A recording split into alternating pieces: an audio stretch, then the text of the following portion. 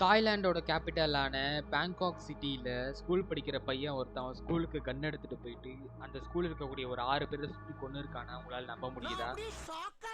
August 7 2026 எல்லாருமே ஸ்கூலுக்கு பேக்கில் புக்ஸ் எடுத்துகிட்டு போவோம். இவன் புக்ஸ் மட்டும் இல்லாமல் கூட எக்ஸ்ட்ரா கன்னும் எடுத்துகிட்டு போயிருக்கான். அவன் எடுத்துகிட்டு வந்த அந்த கன்னை காமிச்சு எல்லாரும் த்ரெட்டன் பண்ண ஆரம்பிச்சிருக்கான். அட் ஃபர்ஸ்ட் எல்லாருமே அதை வெறும் டம்மி கன் சுட மாட்டான்னு நினச்சாங்க. ஆனால் அவன் எல்லாரும் சுட ஆரம்பிச்சிருக்கான். அவன் சுட்டதில் மொத்தம் 3 டீச்சர் இறந்துருக்காங்க. அது மட்டும் இல்லாமல் அந்த ஸ்கூலில் வேலை செய்யக்கூடிய 3 ஸ்டாஃபும் இறந்துருக்காங்க.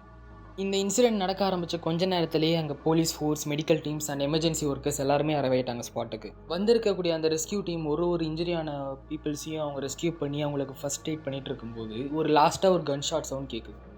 ஸோ போலீஸ் ஃபோர்ஸும் ரெஸ்கியூ டீமும் சேர்ந்து அந்த கன் ஷாட் சவுண்ட் கேட்ட இடத்துக்கு போனால் எல்லாரையும் சுட்டு இருந்த அந்த 14 வயசு பையன் தன்னைத்தானே தன்னோட ரைட் சைட் மெயினில் ஷூட் பண்ணி சூசைட் பண்ணிக்கிட்டான். ஸோ இந்த இன்சிடெண்ட்டுக்கு பிஎம் ஆஃப் தாய்லாந்து என்ன சொல்கிறாருன்னா, அந்த பையனுக்கு ஏற்படக்கூடிய ஸ்ட்ரெஸ் அண்ட் டிப்ரெஷன் தான் அந்த பையனை நம்ம பண்ண வச்சிருக்குன்றார். இதை பற்றி நீங்கள் என்ன நினைக்கிறீங்கன்னு கமெண்ட்டில் சொல்லுங்கள். மறக்காமல் உங்கள் ஃப்ரெண்ட்ஸ் அண்ட் ஃபேமிலிக்கு ஷேர் பண்ணுங்கள். இந்த மாதிரியான நியூஸ் அப்டேட்ஸ் தெரிஞ்சுக்க நம்ம சேனலை சப்ஸ்கிரைப் பண்ணிக்கோங்க.